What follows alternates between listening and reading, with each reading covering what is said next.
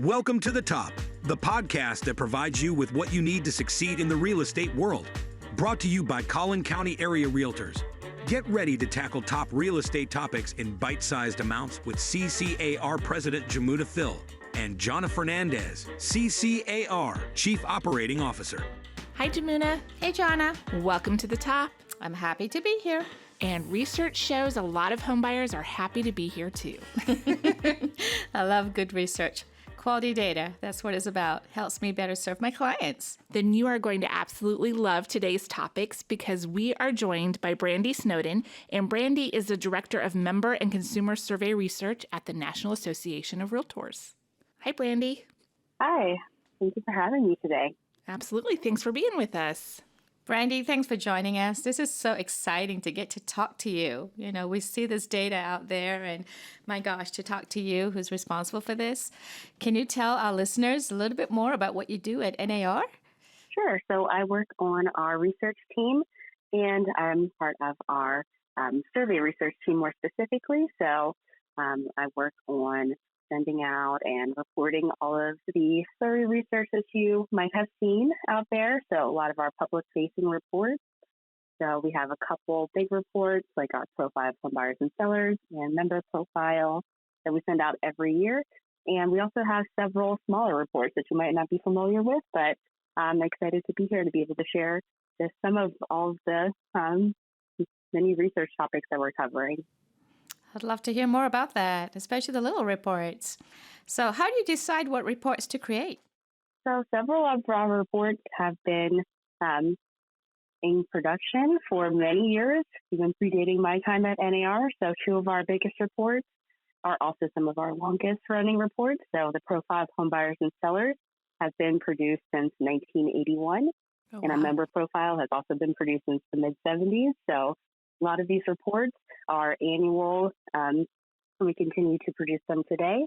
But then we also have some of these smaller reports that are more focused in topic. So lots of range to them. So looking at maybe our members' use of technology, looking at their experience with sustainability, their experience with home staging or renovation.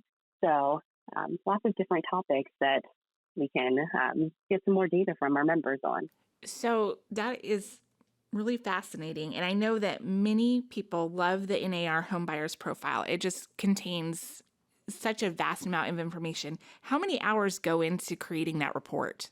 Probably our largest report, about 140 pages. So it's also probably our most time-consuming report, but filled with lots of great information. So we work on the report from just the survey updating. So you see that it typically takes us about 4 months to go through the entire process, and it's really a full team effort during those times, just getting all the survey updated, waiting for those responses to come back in and doing all the analysis of the data, and then as well getting the report ready and all the editing that goes into that. So probably, right around a 4-month process for our home buyers and sellers profile. Oh my goodness. So when you talk about the survey, how do you select survey participants?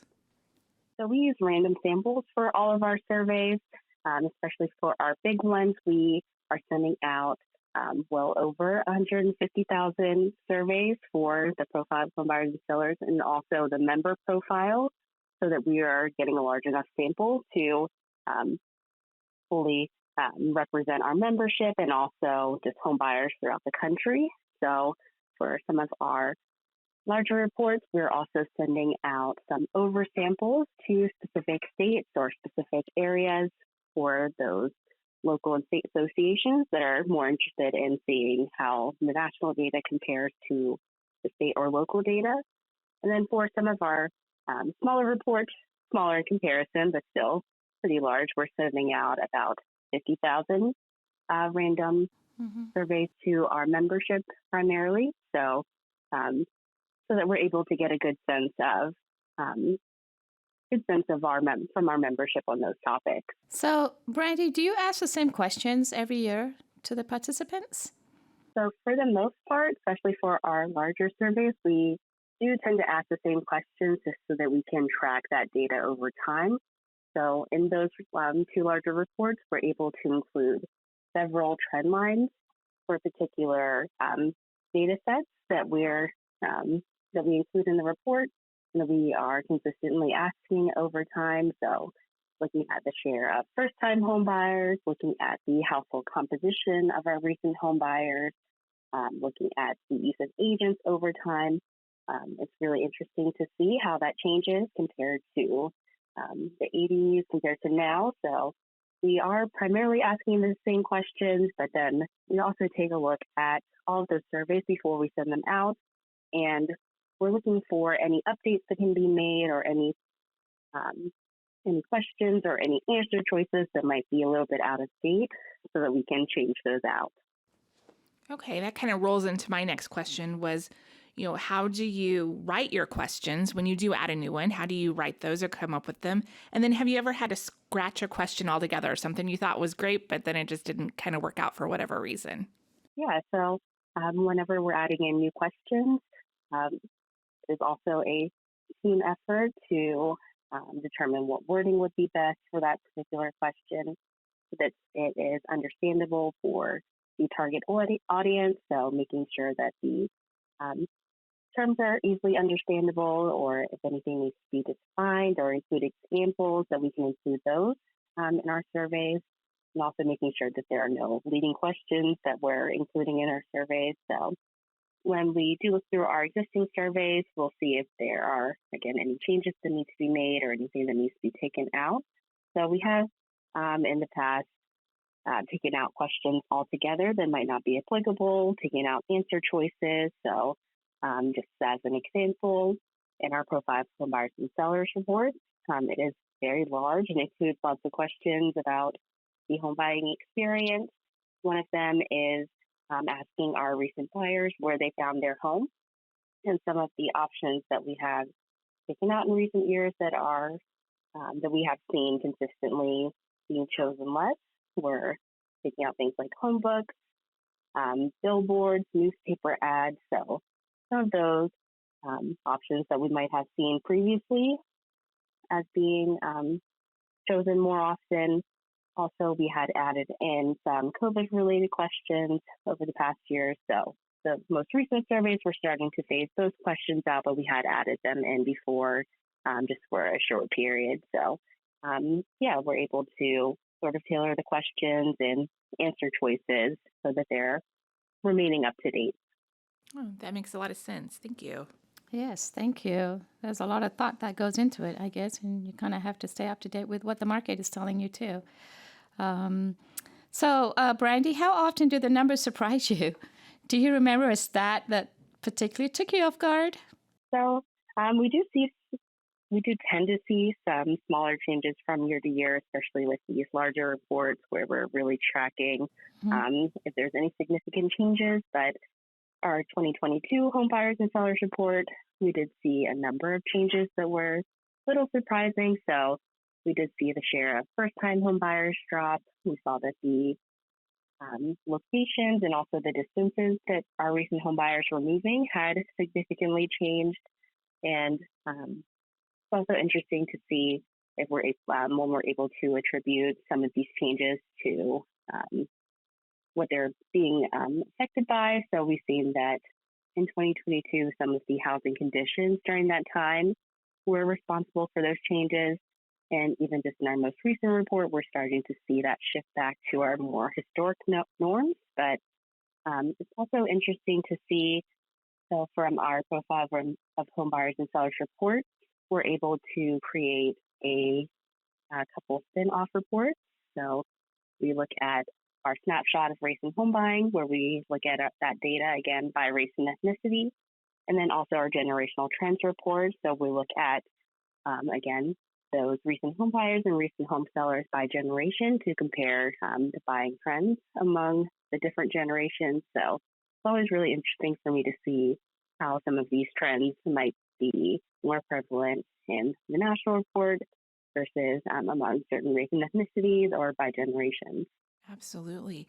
So the NAR home buyers profile has been around for many years, as you mentioned earlier on, and you've talked about all of the time that's put into creating the questions and the surveys, and then the data that comes from that. So how reliable is the data that's in the report? Yeah, so when we're doing our surveys, again, we use our random sampling for our consumer survey and then also for our member survey. And then also being able to send out our surveys to large samples is also important to us. So we're able to do that to make sure that our data is reliable as well. Because we're tracking this data from year to year, we're able to see if any of the data points might be one-off trends versus where we could reduce changes being affected from. So we're able to track that and make sure that our data is pretty consistent throughout the years for what we're seeing. And then we also include in our methodology, again, the response rates that we're seeing, as well as the number of surveys that we're actually sending out. And as well, we include our margin of error for all of our surveys too.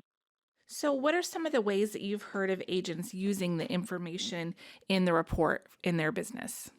We see that this report is being used not only at the national level, but also by our state and local associations. So for some of these reports, we're able to get a large enough response that we're able to produce those oversample reports for some state and local associations. So they're able to really see any differences or trends among their specific membership or local home buyers that they can use. And then as well, we see that this data is not only being used by our agents, but also we see that they're able to it's able to be used by some of our affiliates, by members of the media.